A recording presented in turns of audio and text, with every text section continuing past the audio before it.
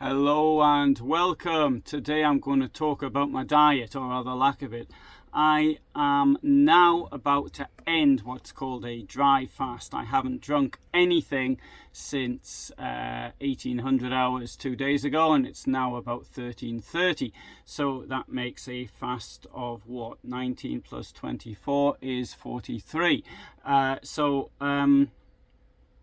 That's how long I've been without drinking anything. Obviously, I haven't eaten anything either in that time, because you can obviously eat but not drink depending on what you're eating. So the big question is, though, how do I feel and how easy was it for me? I have been doing intermittent fasting now for more than 6.5 years. I started doing it before anybody else did, and now everybody and their dog's best mate is actually doing it. So there's nothing clever about it. But when I started it, I was the only person I knew of. I had to go on explaining to people what it actually was. And in fact, I put a few videos at the time in March 2017. So it's more than 6.5 years ago now. The results of intermittent fasting were pretty impressive at first. My weight dropped from what I think was around 80 kilos at a height of 175 centimeters to I think the lowest I ever recorded was 67.6 kilos. The thing was, it then started to creep up a bit. Now I weigh, I don't know because I haven't got a scale here, but I weigh, I think it was 73, 74, somewhere around that area. So it has rebounded, and I think part of the reason it rebounded was because I now know this. I didn't know this at the time when I started it, but you've got to fool your body. Instead of eating once, and I was usually eating at the same time, which was around 1800, something like that. So I could even spend a couple of hours eating, so I'd have a 22 hours without food, and I always thought it was best to eat before I went to sleep, in order so I'd sleep wouldn't disturb my sleep. As it turned out, I think now, based on other evidence, it's better to actually, you've got to fool your body by sometimes fasting, sometimes not fasting, and changing the times when you actually do it. Another thing is, of course, is that it's really difficult to intermittent fast when you're amongst company. If you're on your own, as I usually am anyway, then it's easy, it's no problem at all. But when you're with people and other people who want to eat, I mean, you can't make breakfast for someone else and then not eat yourself, or whatever it is. So this is eating's a social thing, and just sitting there not eating is, I think, for most people, it's socially not acceptable. I think most of us know it's like when you're eating yourself and there's another person sitting there not eating. It's a bit unpleasant, to say the least, and you feel you're putting them out. Anyway, so how do I feel now? I feel okay now, given 43 hours without eating or drinking. Now, the idea of doing a longer fast is the main idea is for autophagy. That is to say, cell renewal, so that the object of which is it sort of keeps you looking younger longer. I mean, nobody would actually believe that I am in fact 107 years old.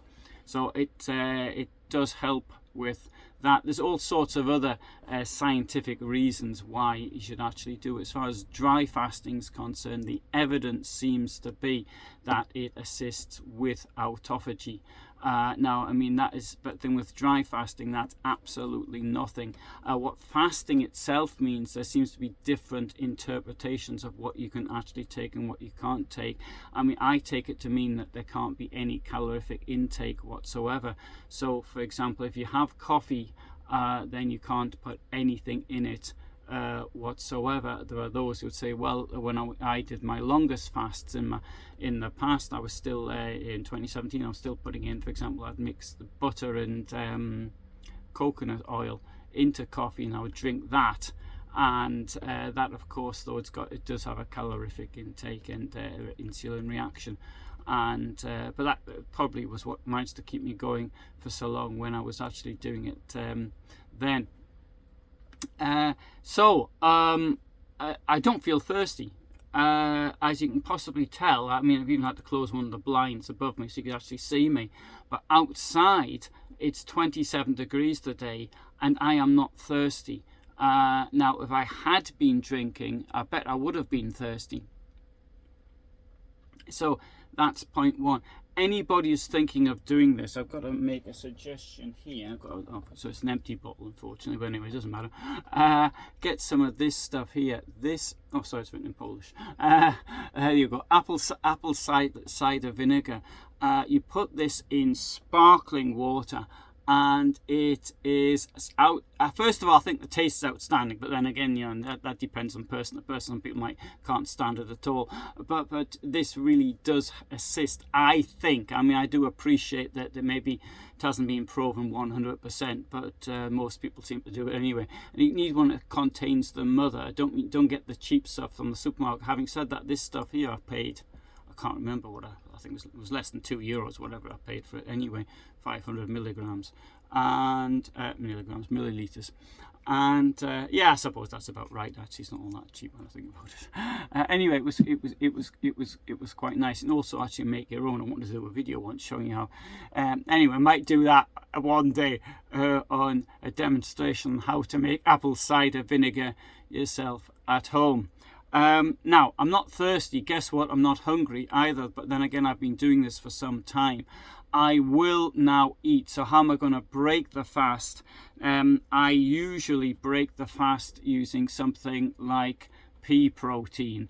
I make a soup out of it, and that's the first thing I actually do. Now, for some, I know I've said things about not eating processed foods and things of that nature. I don't think one should eat processed food. Pea protein is highly processed. Next thing is with protein, I think there's very good evidence about wanting to limit the amount of protein within reason. I mean, obviously, if you unless you're bodybuilding or something like that, protein to a certain extent does dull your urge to eat, but fats do it far better than protein does. In my opinion, there is evidence that too much protein eating can lead to cancer. I think the evidence is pretty strong. Having said that, when you're doing autophagy anyway, that the evidence, I think, is overwhelming that leads to far less risk of cancer and keeps you going longer. I think anyway. I mean.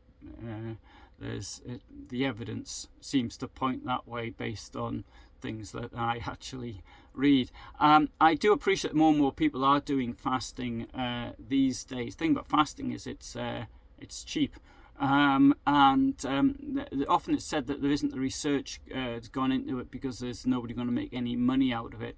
I suppose to a certain extent there's no encouragement for private companies to do it. I mean, why should they? But then again, I don't see why state companies, state organisations shouldn't be investigating this. I think it's the sort of thing that should be left to universities and the like to actually be doing it. Anyway, that's a bit of politics, not really relevant for the point of this. Anyway, so I'm going to break it with a bit of pea protein, and I'm going to follow. I've got a salad which was ordered for me, so I'll let the pea protein soup in whenever I have that, and then I'm going to wait about an hour, and then I'm going to have the salad, and after an hour or so after that, I'm going to give myself a real treat. I've got a stack of garlic here, and since I don't have to see anybody for a couple of days, I'm going to eat the lot in one go. I've got about 4 heads of it, and I'm going to give it a nice little fry, and then I'm going to eat that. Yum yum. And I bet that anyway, so if there's no video tomorrow, you'll know where I am. The toilet's here behind me, and that's possibly the location. So there's some things from somebody who does read the medical stuff, but it's not actually quoting it in this video. And from the point of view of weight loss, I think intermittent fasting is great. It works really well. One time I don't do, I need to point out, if I know I'm going to be exercising or doing things on a tough basis, even when I go to trade fairs, I just drop the intermittent fasting completely. If I'm going walking, then I'll eat a lot of stuff then for breakfast, whereas normally I won't eat any breakfast at all, obviously. Even often when I'm with people, I don't necessarily, if I'm just with one person I will do, but if there's a lot of us, then maybe I'll give it a miss. Anyway, that's all that. Thanks for watching, hope you found this interesting, and all the best from me in Germany.